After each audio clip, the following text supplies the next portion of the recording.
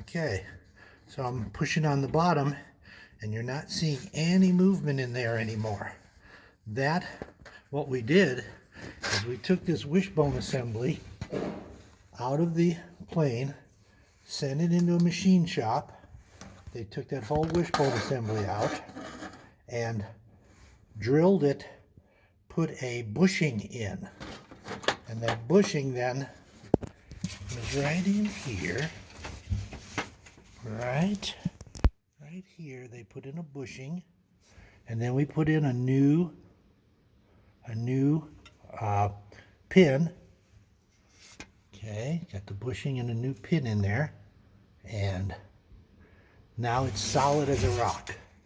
We tried all the other suggestions, the shimmy damper and such, but just drilling that out. Had a local A&P. He came out and removed the part. I sent it to a machine shop, FAA certified machine shop. They did the new pin. The guy reinstalled it here at Washington, Iowa, and the plane, it didn't help any of my landings, but when I'm on the ground, it doesn't shimmy anymore. So that's the part to look at. Get the nose wheel up off the ground and check that pin there. Make sure you don't have any wear. That was my whole problem.